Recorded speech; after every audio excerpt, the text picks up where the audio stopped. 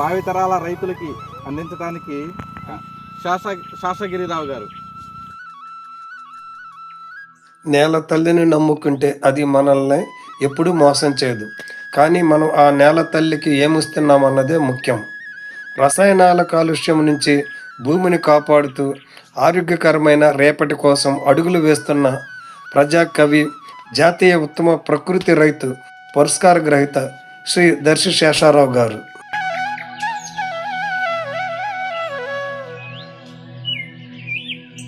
వ్యవసాయ పరిస్థితుల్లో వ్యవసాయ రంగంలో అనేక పెనుమార్పులు జరుగుతున్నప్పుడు రసాయనికంగా తిన్న ఫుడ్ అంతా కూడా కల్తీ అవుతున్న సందర్భంలో మళ్ళీ ప్రకృతి వ్యవసాయాన్ని భావితరాల రైతులకి అందించడానికి కంగణ కట్టుకున్న మన శాసగిరిరావు గారు. చూడండి, మనం చూస్తున్నది జీవామృతం, ఘనజీవామృతం. ఆవు పేడతో శుద్ధంగా తయారు చేయబడిన ఘనజీవామృతాన్ని మనం చూస్తున్న మిర్చి తోటలో ఫస్ట్ నుంచి కూడా ఒక రసాయనిక ఎరువు లేకుండా సొంతగా తయారు చేసుకుని ఆవు మూత్రం, ఆవు పేడతో తయారు చేసుకున్న ఈ ఘనజీవామృతాన్ని చిమ్మి పశువుల ఎరువునే వాటికి బలంగా ఉంచుకొని రసాయనిక ఎరువులతో ధీటుగా పంటను పండిస్తున్న మన శేషారావు గారికి చాలా ధన్యవాదాలు చెప్పాలి. భావితరాల యువ రైతులకు కూడా ఘనజీవామృతం యొక్క విలువని తెలియజెప్పాలి. ఆయన అనేకులకి చెప్పాలని, అనేకులు ఎదుటి తీసుకురావాలని అంతగానో ప్రయత్నిస్తున్నారు. ఘనజీవామృతంతో పండించిన పంట క్రాప్ చూడండి ఎలా ఉందో. ఆరోగ్యకరమైన జీవితానికి ఆరోగ్యకరమైన పంట ఘనజీవామృతంతోనే సాటి.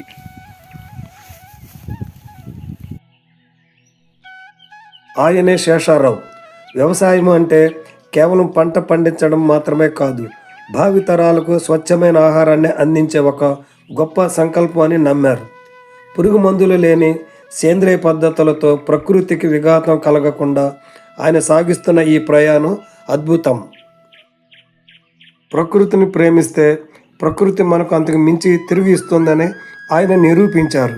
నేడు శేషారావు గారు పండిస్తున్న మిరప మరియు ఇతర పంటలు కేవలం ఆహారం మాత్రమే కాదు, రాబోయే తరాలకు ఒక ఆరోగ్యప్రదాయిని.